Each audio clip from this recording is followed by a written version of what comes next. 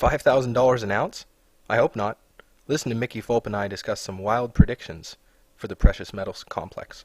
It's kind of like these gold bugs. They keep saying gold's going to $2,000 or $5,000 or $10,000, and I just sit there and shake my head. Or the silver bugs, the CEOs that say we're looking at $175 silver or $300 silver. Well, they run silver companies and they're talking their own books. Obviously, I don't think that's going to happen. I don't think in my lifetime gold's going to $10,000, but they seem to not change their tunes, even though they prove their timelines continually are proven wrong. They still have a following. So, well, that's the stubborn. Well, yeah. If you can find a way to make money saying gold's going to $10,000 an ounce, and you can keep saying that, and people keep paying for your newsletter that says that, and then more power to the guys. Yeah. Sucker born every minute. You said it, I didn't.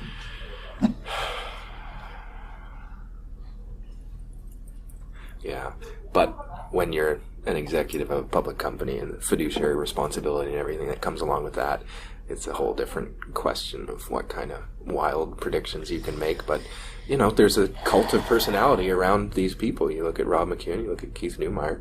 Those two men have been wildly successful. They have. And they make those calls. And people blush just reading about it.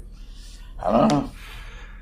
But damned if they're not proven right once every 20 years or so, eh? Well, to my knowledge, gold still has never made it to $2,000. Sure, yeah. And that's the lower end of some of these projections. Even Peter, you can go back, you can find it on my website. And in August, September of 2011, I'm on record as saying gold's not going to make it to $2,000. Seemed ridiculous to me. And it didn't. Well, you were a lone voice then, I think. No, I was not a lone voice. Okay. I was a rational voice. Which is a lonely place to be in. I wasn't selling gold in my newsletter. Yeah. I wasn't. I'm not a gold bug. Yeah. I thought gold was. I didn't buy any gold at those prices. I didn't buy gold at $1,700 an ounce. It's like you look at it when markets go exponential, they're going to go parabolic. Yep. And there's a whole new generation of people that have been exposed to that. Yeah, the Bitcoin billionaires that who are now happened. Bitcoin. And the 400 millionaires. The carnage on the legal side of things, too, when they found out, I was selling securities? I didn't know that. Yes, be careful. Yeah.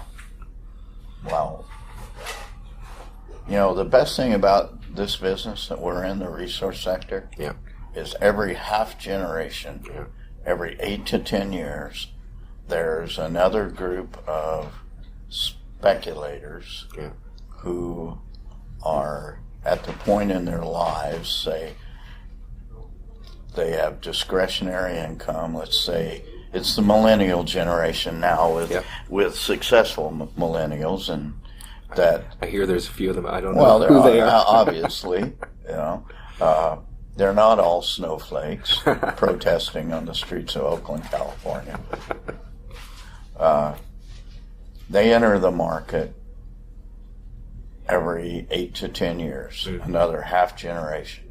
Every 8 to 10 years, there is another half generation of people who are nearing retirement age. Yep.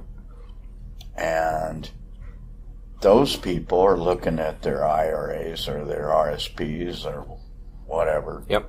And they're going, I don't have enough money to live on, because now the projections say I'm going to live to be 85 years old, and my family has good genetics and a history of longevity of people in their 90s. So how am I going to, if I retire, how can I survive? Yep. And so they end up taking bigger risks. Yep.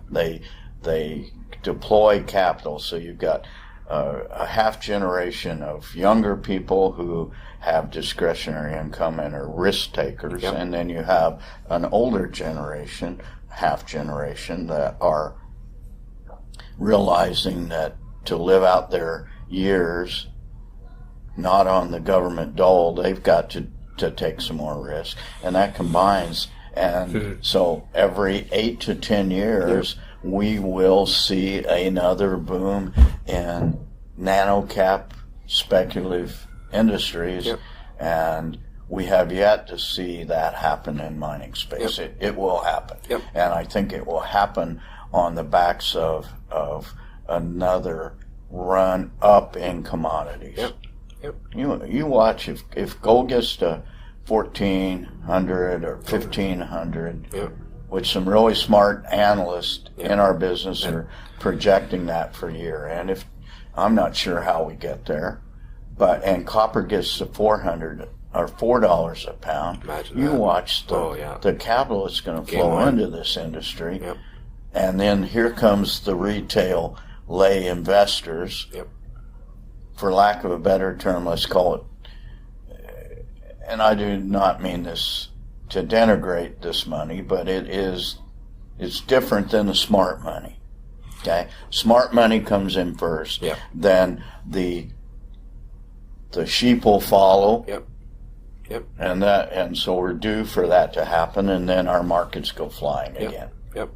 And the people have positioned themselves as contrarians at the bottom of the previous bear cycle, or even as they saw us emerging from the bear cycle. The pros that position themselves, we end up being the people that make a lot of money. So every bull market, you would hope to put another zero on the end of your net well. And every bear market, you are generally going to lose half again as much. So you lose back to a 5-bagger. And then the next bull market, you increase that another zero. So ideally, it becomes a step. If you can. And we all do that.